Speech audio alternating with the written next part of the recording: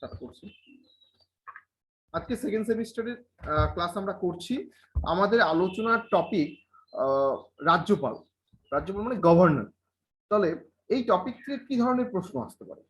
এই টপিক থেকে আমরা এই ধরনের প্রশ্ন তৈরি করতে পারি বা আলোচনা করতে পারি যে যে কোনো একটি রাজ্য, যে কোনো একটি রাজ্যে রাজ্যপালের ক্ষমতা ও পদমর্যাদা ব্যাখ্যা করে। তাহলে প্রথমত আমরা কি আলোচনা করব? রাজ্যপালকে, কিভাবে তিনি নিয়োগ হন। হ্যাঁ, তো বলতে হয় রাজ্যপাল হলেন রাজ্যের সাংবিধানিক প্রধান। রাজ্যপাল হলেন রাজ্যের একজন সাংবিধানিক প্রধান। তার নামে রাজ্যের শাসন ক্ষমতা পরিচালিত হয়। রাজ্যের শাসন ক্ষমতা পরিচালিত হয় সংবিধানে। ভারতের যে সংবিধান আছে সেখানে 153 নং ধারায় বলা হয়েছে there shall be a governor for each state. তাহলে এর বাংলা প্রতিশব্দ কি দাঁড়ায়? এর বাংলার প্রতিশব্দ দাঁড়ায় যে প্রত্যেক রাজ্যের জন্য একজন করে রাজ্যপাল থাকবেন। তবে তবে সংবিধানে এও আবার পরিষ্কার করে বলা হয়েছে যে রাষ্ট্রপতি ইচ্ছা করলে, রাষ্ট্রপতি যদি মনে করেন, তবে দুই বা তার বেশি রাজ্যের জন্য একজন রাজ্যপাল দায়িত্ব থাকতে পারেন। এইভাবে মানে অর্থাৎ আমি যে বলছি যে দুজন বা দুই বা তার বেশি রাজ্যের জন্য যে একজন করে রাজ্যপাল থাকতে পারে, তার উদাহরণ কিন্তু আমরা দেখেছি। এর আগে আমরা আসাম, মেঘালয় প্রভৃতি রাজ্যে কিন্তু আমরা দেখেছি যে একাধিক রাজ্যের জন্য একজন করে রাজ্যপাল কিন্তু আছেন। ঠিক আছে, এখন রাজ্যপাল কিভাবে নিয়োগ হন? এখন আমাদের প্রশ্ন হলো যে যে কোনো রাজ্যের যখন রাজ্যপাল নিয়োগ করা হন, তাকে কে নিয়োগ করেন, তার নিয়োগের পদ্ধতি কি? সেক্ষেত্রে আমি বলবো সংবিধানের 155 নং ধারা অনুসারে। কত নম্বর ধারা? 155 নং ধারা অনুসারে রাজ্যপাল মানে রাজ্যপাল যারা আছেন তারা রাষ্ট্রপতি কর্তৃক নিযুক্ত হন। সাধারণত রাজ্যপালের মেয়াদ হলো 5 বছর। তিনি 5 বছরের জন্য নিয়োগ হন। তবে এই মেয়াদ রাষ্ট্রপতির সন্তুষ্টির উপর নির্ভর করে। রাষ্ট্রপতি কেন্দ্রীয় সরকারে, মনে রাখো এই জায়গাটা, রাষ্ট্রপতি কেন্দ্রীয় সরকারের পরামর্শে তার যে মেয়াদ পূরণের আগে, অর্থাৎ 5 বছর হওয়ার আগেই তাকে কিন্তু প্রয়োজন মনে করলে অপসারণ করা যেতে পারে। মেয়াদের পরেও যদি রাষ্ট্রপতি মনে করেন তাকে তার স্বপদে রাখবেন, তার পদে রাখবেন, বা অন্য যে কোনো রাজ্যে বদলি তাকে কিন্তু করা যেতেই পারে। এখন প্রশ্ন হলো, কোন রাজ্যপাল যখন নিয়োগ করা হবে তখন তার যোগ্যতা কি থাকা উচিত, মানে কোন ব্যক্তি রাজ্যপাল হওয়ার জন্য উপযুক্ত? এক্ষেত্রে আমরা দেখব যে ভারতের সংবিধানে কি বলা হয়েছে। এখানে বলা হয়েছে ভারতের সংবিধানে যে রাজ্যপাল হওয়ার জন্য মানে কিছু যোগ্যতা দরকার, স্পেসিফিক যোগ্যতা। যেমন তাকে কি করতে হবে? তাকে প্রথমে ভারতীয় হতে হবে। তারপরে কি, তার বয়স কমপক্ষে 35 হওয়া প্রয়োজন। এছাড়াও এক্ষেত্রে কয়েকটি শর্ত আছে, যেমন রাজ্যপাল কেন্দ্র বা রাজ্যে কোনো আইনসভার সদস্য হতে থাকতে পারবেন না, মানে কোনো আইনসভার সদস্যকে রাজ্যপাল নিযুক্ত করা যাবে না। এছাড়াও তাকে লাভজনক মানে অফিস অফ প্রফিট, হ্যাঁ, মানে এরকম যদি কোনো পদ থাকে তাহলে তাকে নিয়োগ করা যাবে না। তাহলে এই হলো আমাদের রাজ্যপালের নিয়োগ হবার জন্য যোগ্যতা। এখন আমরা আলোচনা করব রাজ্যপালের ক্ষমতা ও কার্যাবলী। যে রাজ্যপালের কতখানি ক্ষমতা বা রাজ্যপাল কি ক্ষমতা ভোগ করেন। এক্ষেত্রে বলতে হবে যে রাজ্যপাল যে রাজ্যের রাজ্যের নিয়মতান্ত্রিক শাসক প্রধান হলেও তাকে কতগুলো গুরুত্বপূর্ণ দায়িত্ব পালন করতে হয়। কিন্তু সেই দায়িত্বের মধ্যে শাসন বিভাগীয়, আইন বিভাগীয়, অর্থ বিষয়ক, হ্যাঁ, স্বেচ্ছাধীন ক্ষমতা প্রভৃতি বিষয়গুলো কিন্তু বিশেষ গুরুত্বপূর্ণ। কিন্তু আমরা এগুলো কিন্তু এখন ধীরে ধীরে আলোচনা করছি। আমরা কি আলোচনা করব? আমরা আলোচনা করব শাসন বিভাগীয়। প্রথমে আলোচনা করি শাসন বিভাগীয় ক্ষমতা কি রাজ্যপালের শাসন বিভাগীয় ক্ষমতা। আমরা প্রথমত ওনাকে বলতে পারি উনি শাসক প্রধান। কিভাবে বলবো শাসক প্রধান? যে রাজ্যপালের ক্ষমতা ও কার্যাবলীর মধ্যে প্রথমে উল্লেখযোগ্য তার পদমর্যাদা। সংবিধানের 154 নং ধারা অনুসারে, আমি তোমাদেরকে প্রত্যেককে বলবো তোমরা পেন এবং খাতা নিয়ে বসো, কতগুলো ধারার কথা বলছি, হ্যাঁ, সেগুলো একটু নোট ডাউন করে রাখো, সুবিধা হবে। সংবিধানের 154 নং ধারা অনুসারে রাজ্যপাল রাজ্যের শাসন ব্যবস্থার প্রধান। রাজ্যপাল রাজ্যের শাসন ব্যবস্থার প্রধান। তিনি তিনি কি তিনি নিজে বা তার সরকার বা তার অধীনস্থ কর্মচারী দ্বারা সংবিধান অনুসারে কি করেন, শাসন কার্য পরিচালনা করেন। এছাড়াও নিয়োগকর্তা হিসাবেও তার ভূমিকা আছে। নিয়োগকর্তা হিসেবে কি ভূমিকা? রাজ্যপাল শাসন বিভাগীয় যে কাজগুলো আছে তার হলো তার নিয়োগ সংক্রান্ত ক্ষমতা। রাজ্যপাল মুখ্যমন্ত্রীকে নিয়োগ করেন। রাজ্যপাল কাদের নিয়োগ করেন? মুখ্যমন্ত্রীকে নিয়োগ করেন, এবং মুখ্যমন্ত্রীর পরামর্শ অনুসারে বা সুপারিশ অনুসারে বলতে পারি অন্যান্য মন্ত্রীদের নিয়োগ করেন। আবার আবার মুখ্যমন্ত্রীর পরামর্শ অনুসারে অন্যান্য মন্ত্রীদের অপসারণ ও দপ্তর বন্টন, পুনর্বন্টন তিনি করতে পারেন। তবে এই ব্যাপারে রাজ্যপালের নিজের ইচ্ছা বা অনিচ্ছার কোনো ভূমিকা নেই। হ্যাঁ, সাধারণত সংখ্যাগরিষ্ঠ দল বা জোটের যে নেতা মুখ্যমন্ত্রী হিসাবে নিয়োগ করতে মানে রাজ্যপাল কিন্তু সাধারণত বাধ্য। কিন্তু বিশেষ পরিস্থিতিতে মুখ্যমন্ত্রীকে অপসারণ করার অধিকার কিন্তু রাজ্যপালের আছে। এছাড়াও রাজ্যের অ্যাডভোকেট জেনারেল, পাবলিক সার্ভিস কমিশনের চেয়ারম্যান, হ্যাঁ, সব অন্যান্য যে সদস্যরা আছে, অন্যান্য যে সদস্যরা বা অন্যান্য যারা আছেন তাদেরকে তিনি নিয়োগ বা অপসারণ কিন্তু করতে পারে। ঠিক আছে, এছাড়া আমরা আর কি দেখতে পারি রাজ্যপালের শাসন বিভাগীয় ক্ষমতা? আমরা দেখতে পারি যে রাজ্যের অন্তর্গত তফসিলি জাতি, উপজাতি ও অন্যান্য অনুন্নত যে জাতি আছে তাদের উন্নতি ও কল্যাণের ভার কার উপর ন্যস্ত? রাজ্যপালের উপর ন্যস্ত। হ্যাঁ, যেমন পশ্চিমবঙ্গ, বিহার, উড়িষ্যা প্রভৃতি রাজ্যে কি আছে যে এই বিষয়ে কিন্তু মন্ত্রীও আছে কিন্তু, হ্যাঁ, অনগ্রসর উন্নয়ন মন্ত্রী। তো এইসব ব্যাপারেও কিন্তু তিনি কি করেন? রাজ্যপাল কেন্দ্রের কাছে রিপোর্ট পাঠাতে পারেন। হ্যাঁ, আচার্য একটা খুব ইম্পর্টেন্ট একটা টপিক, কি যে পশ্চিমবঙ্গ সহ অনেক রাজ্যের রাজ্যপাল পদাধিকার বলে বিশ্ববিদ্যালয় আচার্য হন। হ্যাঁ, সেই হিসাবে তিনি বিশ্ববিদ্যালয়গুলির ক্ষেত্রে কিছু গুরুত্বপূর্ণ ক্ষমতা ভোগ করেন। যেমন উপাচার্যকে নিয়োগ করার ক্ষেত্রে ভূমিকা, তারপরে কি আছে তারপরে হলো সেনেটের 4 জন সদস্যকে মনোনয়নের ক্ষমতা ইত্যাদি। এছাড়াও বিশ্ববিদ্যালয় কর্তৃক রচিত কোনো আইনই রাজ্যপালের স্বাক্ষর ছাড়া বৈধ হতে পারে না। তাহলে এতক্ষণ আমরা যেটা আলোচনা করলাম, কি কি আলোচনা করলাম? আমরা আলোচনা করলাম রাজ্যপালের শাসন বিভাগীয় ক্ষমতা। সেখানে আমরা আলোচনা করলাম রাজ্যপাল একজন শাসক প্রধান হিসাবে কাজ করছেন, তিনি একজন নিয়োগকর্তা হিসাবে কাজ করছেন, তিনি তফসিলি জাতি উন্নয়ন প্রকল্পের বিভিন্ন মন্ত্রী বা কোন তথ্য যদি কেন্দ্র সরকারকে পাঠাতে সে বিষয়ে তিনি করছেন, তিনি আচার্য হিসাবে আমাদের রাজ্যের বিশ্ববিদ্যালয়গুলিতে আছেন। ঠিক আছে, এরপর এখন আমরা আলোচনা করব আইন বিষয়ক ক্ষমতা। তো আইন বিষয়ক ক্ষমতা ইংরেজিতে কি বলে? লেজিসলেটিভ পাওয়ার। হ্যাঁ, তো রাজ্য আইনসভার অবিচ্ছেদ্য অঙ্গ হিসাবে রাজ্যপাল কিছু আইন সংক্রান্ত গুরুত্বপূর্ণ ভূমিকা কিন্তু তিনি পালন ক্ষমতা কিন্তু ভোগ করেন। যেমন কি কি ক্ষমতা ভোগ করেন? তিনি ভোগ করেন হলো আইন প্রণয়ন সংক্রান্ত ক্ষমতা, অধিবেশন সংক্রান্ত ক্ষমতা, হ্যাঁ, বিধানসভা অধিবেশন আহ্বান বা ভাঙা, সদস্য মনোনয়ন, অর্ডিন্যান্স সংক্রান্ত ক্ষমতা, হ্যাঁ, এইরকম বিভিন্ন ক্ষমতা কিন্তু তিনি ভোগ করে থাকেন। এখন আমরা ধীরে ধীরে আলোচনা করি যে তিনি কি কিভাবে এই ক্ষমতাটা ভোগ করেন। প্রথম হলো আইন প্রণয়ন সংক্রান্ত ক্ষমতা। আইন প্রণয়ন সংক্রান্ত ক্ষমতা সম্পর্কে কি বলবো?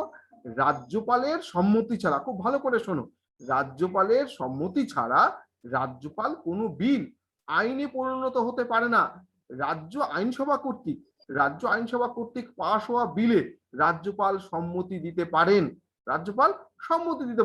অথবা সম্মতি না দিয়ে বিলটি পুনরায় রাজ্য আইনসভার কাছে পুনর্বিবেচনার জন্য প্রেরণ করতে পারে। রাজ্য আইনসভা বিলটি আবার চাইলে ফেরত পাঠাতে পারেন রাজ্যপালের কাছে, তাতে কিন্তু আবার রাজ্যপাল স্বাক্ষর করতে বাধ্য। বুঝতে পারলে তোমরা?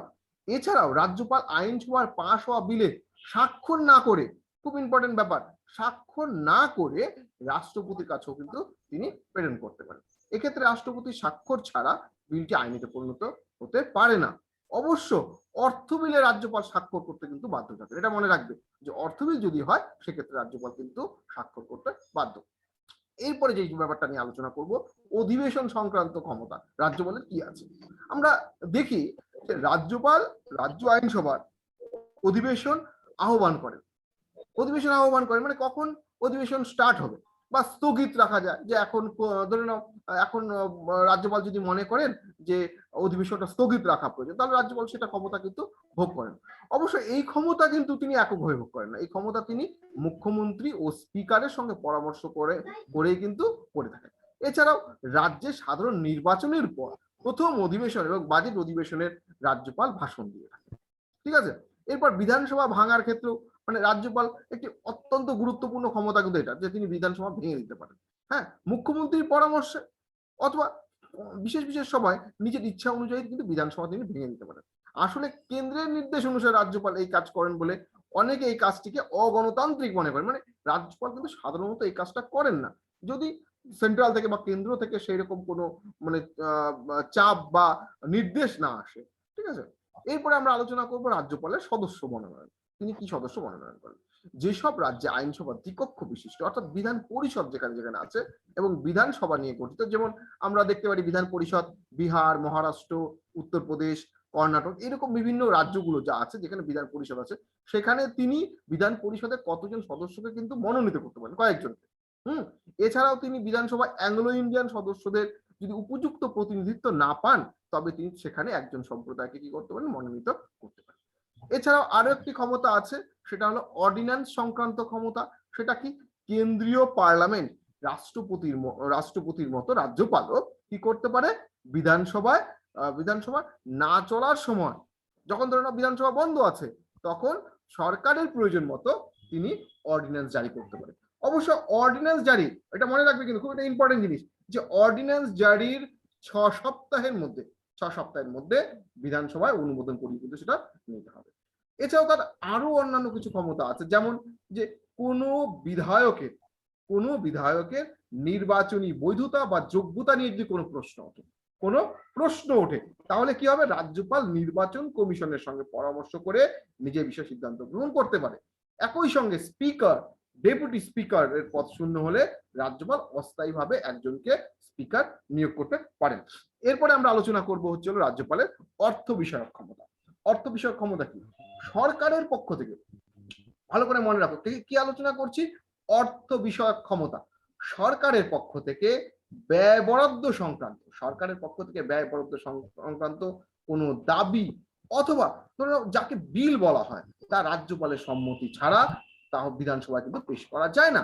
তবে অর্থ বিল বিধানসভায় পাশ হলে, যদি অর্থ বিলটা বিধানসভায় যদি পাশ হয়ে যায়, তাহলে কিন্তু রাজ্যপাল তাতে সম্মতি দিতে বাধ্য। খুব গুরুত্বপূর্ণ বিষয় কিন্তু এটা। রাজ্যপাল রাজ্য আইনসভায় যৌথ অধিবেশনে ভাষণ দিতে পারেন। তাছাড়া রাজ্যের আকস্মিক তহবিল, রাজ্যের যে আকস্মিক তহবিল থাকে, সেখানে যদি কোনো কিছু ব্যয় করতে হয়, তাহলে রাজ্যপালের অনুমতি ছাড়া কিন্তু সেটা করা যায় না। তবে রাজ্যপাল এই তহবিল থেকে সরকারের অনুমতি ক্রমেই ব্যয় কিন্তু করে থাকে। তাহলে হয়ে গেল এটা একটা আলোচনা। এরপরে আমরা আলোচনা করব বিচার বিভাগীয় ক্ষমতা অর্থাৎ জুডিশিয়াল পাওয়ার। যে রাজ্যের রাজ্যের শাসক প্রধান হিসেবে রাজ্যপাল কিছু বিচার বিভাগীয় ক্ষমতাও কিন্তু ভোগ করে থাকেন। কি, যেমন তিনি হাইকোর্ট ছাড়া অধ্যস্থান আদালতগুলি, মানে হাইকোর্ট কিন্তু না, অধ্যস্থান আদালতগুলিতে কি করতে পারেন, তিনি বিচারকদের নিয়োগ, কর্মচারীদের নিয়োগ, যেমন তাদের অপসারণ বা বদলি বা পদোন্নতি, এইরকম যে বিষয়গুলো আছে, সেক্ষেত্রে কিন্তু রাজ্যপাল নির্দেশ দিয়ে থাকে। তবে এক্ষেত্রে তাকে হাইকোর্টের প্রধান বিচারপতির সাথে কিন্তু পরামর্শ করতে হয়, এটা মনে রাখবেন। আবার কি, রাজ্যপাল রাজ্যের সীমানার মধ্যে, যেমন ধরে নাও পশ্চিমবঙ্গের কথা বলতে হলে, পশ্চিমবঙ্গের সীমানার মধ্যে কোনো ব্যক্তি যদি দণ্ডপ্রাপ্ত হয়, তার কিন্তু হ্রাস করতে পারে, শাস্তিটা কমিয়ে দিতে পারে। কিন্তু এক্ষেত্রে মনে রাখবা যে কোনো মৃত্যুদণ্ড স্থগিত করার ক্ষমতা কিন্তু তার নেই। হয়তো কারো মৃত্যুদণ্ড আছে, কিন্তু সেই মৃত্যুদণ্ডকে মুকুব করে দেওয়া, সেটা কিন্তু রাজ্যপালের নেই। এরপরে আমরা একটা খুব ইম্পর্টেন্ট টপিক নিয়ে আলোচনা করছি রাজ্যপালের, সেটা হলো স্বেচ্ছাধীন ক্ষমতা। স্বেচ্ছাধীন ক্ষমতাটা কি, স্বেচ্ছাধীন ক্ষমতা হলো রাজ্যপালের যে স্বেচ্ছাধীন ক্ষমতা সেগুলো কত ভাগে ভাগ করা যায়। যেমন অসমের স্বশাসিত, মনে রাখো, অসমের স্বশাসিত উপজাতি, হ্যাঁ, অসমের স্বশাসিত উপজাতি এলাকা, উপজাতি এলাকার কথা বলছি, এবং স্বশাসিত অঞ্চলে খনির রয়্যালিটির বিষয়ে যদি বিরোধ মীমাংসার জন্য রাজ্যপাল স্বেচ্ছাধীন ক্ষমতা প্রয়োগ করতে পারে। এছাড়াও আমরা যদি পরপর আলোচনা করি, যদি দ্বিতীয়ত আলোচনা করি, তাহলে কি বলবো, আমরা আলোচনা করব রাষ্ট্রপতি প্রয়োজন মনে করলে পার্শ্ববর্তী কোনো অঞ্চলের শাসক ভার রাজ্যপালকে দিতে পারে। আবারও বলি, রাষ্ট্রপতি প্রয়োজন মনে করলে পার্শ্ববর্তী কোনো অঞ্চলের শাসনভার রাজ্যপালকে দিতে পারে। হ্যাঁ, এছাড়াও গুজরাট, মহারাষ্ট্র কোনো অঞ্চলের উন্নয়নের জন্য রাষ্ট্রপতি কি যে এইসব অঞ্চলের জন্য দুই রাজ্যের রাজ্যপালকে বিশেষ স্বেচ্ছাধীন ক্ষমতা দিতে পারে। কিসের জন্য? কোথাকার? গুজরাট এবং মহারাষ্ট্রের জন্য। এছাড়াও রাষ্ট্রপতির নির্দেশে অন্ধ্রপ্রদেশের রাজ্যপাল আঞ্চলিক উন্নয়ন কমিটি কিন্তু তৈরি করতে পারে। আরো আছে রাজ্যপালের স্বেচ্ছাধীন ক্ষমতা, যেমন নাগাল্যান্ডের রাজ্যপালের হাতে ওই রাজ্যের জঙ্গি দমনের জন্য বিশেষ ক্ষমতা আছে। কোন রাজ্য বললাম? নাগাল্যান্ডের কথা বললাম। এছাড়াও সিকিমের রাজ্যপালের হাতেও কিন্তু বিশেষ স্বেচ্ছাধীন ক্ষমতা আছে, যেমন সিকিমের রাজ্যপালকে রাজ্যের যে আছে, নিরাপত্তা আছে এবং তার জনগণের যে স্বার্থ, এইসব কিছু বিষয়ে কিন্তু তার ক্ষমতা দেওয়া হয়েছিল। হ্যাঁ, তো আরো কিছু বিষয় আছে, যেমন রাজ্যপালের নিজস্ব কিছু সিদ্ধান্ত। এটাও কিন্তু একটা কম গুরুত্বপূর্ণ বিষয় নয়, কারণ রাজ্যের বিশেষ বিশেষ রাজনৈতিক পরিস্থিতিতে রাজ্যপাল রাজ্য সরকারের পরামর্শ ছাড়াই নিজ বিবেচনা অনুসারে, খুব ভালো করে মনে রাখো, কোন রাজ্য সরকারের পরামর্শ ছাড়া নিজ বিবেচনা অনুসারে যদি তিনি মনে করেন অনুসারে কিন্তু তিনি সিদ্ধান্ত গ্রহণ করতে পারেন। যেমন 356 নং ধারা প্রয়োগ করে রাষ্ট্রপতি শাসনবিধি তিনি জারি করতে পারেন। তাছাড়া রাজ্যের সাধারণ নির্বাচনের পর কোন দল সংখ্যাগরিষ্ঠতা না পেলে তিনি কি করতে পারেন? এককভাবে সংখ্যাগরিষ্ঠ কোন দল বা জোটকে বা ফ্রন্টকে সরকার গঠনের জন্য আহ্বান তিনি কিন্তু করতেই পারেন। ঠিক আছে, তো এই বিষয়গুলো কিন্তু খুবই গুরুত্বপূর্ণ রাজ্যপালের ক্ষেত্রে। এখন আমরা এত কিছু ক্ষমতা আমরা আলোচনা করলাম, এখন আমরা আলোচনা করি যে রাজ্যপাল কি সত্যিই প্রকৃতগতভাবে এত ক্ষমতার অধিকারী? যে রাজ্যপালকে তাহলে প্রচুর ক্ষমতার অধিকারী, তাহলে কি মুখ্যমন্ত্রী বা তার মন্ত্রী পরিষদের কোনো ক্ষমতা নেই? এক্ষেত্রে আমরা কিন্তু একটা মূল্যায়ন কিন্তু অবশ্যই আমরা করব যে রাজ্যপাল কি সত্যিই এত ক্ষমতার অধিকারী।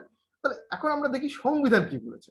আমরা বলতে পারি যে সংবিধান অনুসারে রাজ্যপাল রাজ্যের প্রধান শাসক হিসাবে গুরুত্বপূর্ণ ভূমিকা পালন করেন, ঠিকই আছে। আবার তিনি কেন্দ্রের পরামর্শ অনুসারে রাষ্ট্রপতি কর্তৃক নিযুক্ত হন বলে তাকে আবার অনেকে সমালোচনা করে বলে কেন্দ্রের এজেন্ট। বুঝতে পারছো?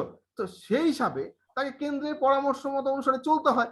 এক্ষেত্রে তাই রাজ্যপালকে কি করতে হয়? অনেক সময় দ্বৈত ভূমিকা পালন করতে হয়। ফলে রাজ্যের অপছন্দ হলেও তিনি কেন্দ্রের নির্দেশ পালন করতে তিনি বাধ্য থাকেন। হ্যাঁ, এছাড়াও ভারতের রাজ্যপালদের এই দ্বৈত ভূমিকা পালনের জন্য রাজ্যপাল ভীষণভাবে কিন্তু সমালোচিত হয়েছে এবং নিন্দিত হয়েছে, বিশেষ করে নির্বাচনী বিধানসভাকে। ভালো করে বোঝো, কোথায়? নির্বাচনী বিধানসভাকে ভেঙে দেওয়া বা রাজ্য আইনসভায় পাশ হওয়া বিলকে সম্মতি না দেওয়া বা রাষ্ট্রপতির কাছে পাঠিয়ে দেওয়া, এগুলোর ব্যাপারে কিন্তু রাজ্যপালের অনেক সমালোচনা বা অনেকে এটাকে বলা হয় অগণতান্ত্রিক হিসাবেও এটাকে বলেছেন। হ্যাঁ, আবার অনেকে বলেছেন রাজ্যপাল পদটি উঠিয়ে দেওয়ার জন্য। কিন্তু এক্ষেত্রে বলা যায় যে এর কোনোটি কিন্তু ভারতের রাজনৈতিক পরিস্থিতি সম্পর্কে গ্রহণ করা সম্ভব নেই, কারণ অবশ্য অনেকেই কিন্তু এর সমালোচনা করলো, তো বলছে যে কিন্তু রাজ্যপালের একটা সাংবিধানিক একটা ব্যাপার কিন্তু আছে। এই প্রসঙ্গে আমি বলি অধ্যাপক নুরুল হাসান, গোপাল কৃষ্ণ গান্ধী, হ্যাঁ, প্রমুখ রাজ্যপাল কিন্তু আবার তার বিচক্ষণতা, তার ব্যক্তিত্ব, তার নিরপেক্ষতার জন্য কিন্তু সম্মানিত হয়েছেন। তাই আজও রাজ্যপাল পদটি কিন্তু ঠিক আছে। যেরকম আমি সমালোচনা করে বললাম যে অনেক সময় তিনি কেন্দ্রের এজেন্ট হিসেবে অনেক সময় সমালোচনা চর্চা করতে হয়, যেহেতু কেন্দ্র তাকে নিয়োগ করেন, তাকে অনেক সময় কেন্দ্রের পরামর্শ অনুসারে চলতে হয়। তো এইরকম তো সমস্যা আছেই। এরকম সমস্যা আছে, কিন্তু অনেক সময় দেখা যায় যে বেশিরভাগ ক্ষেত্রে রাজ্যপাল এই কাজগুলো করে থাকে। কিন্তু এটাও আবার ঠিক, এমনও কিছু রাজ্যপাল আমরা দেখেছি, যেমন গোপাল কৃষ্ণ গান্ধীর কথা আমরা বললাম, বা আমরা আরেকজনের নাম নুরুল হাসান আমরা দেখলাম, এইসব রাজ্যপাল এরা কিন্তু নিজস্ব ব্যক্তিত্ব দিয়ে উপযুক্ত বিচক্ষণতার অনুসারে কিন্তু নিজের পদটাকে কিন্তু সামলিয়েছে পরিস্থিতি অনুযায়ী, যার জন্য তারা কিন্তু প্রশংসিত হয়েছে। তাহলে এই এই হলো রাজ্যপালের পদমর্যাদা আমরা যদি বলতে পারি বা মূল্যায়ন বলতে পারি। ঠিক আছে, তো আজকে আলোচনা এটাই। যদি তোমাদের কোনো প্রশ্ন থাকে তোমরা করতেই পারো।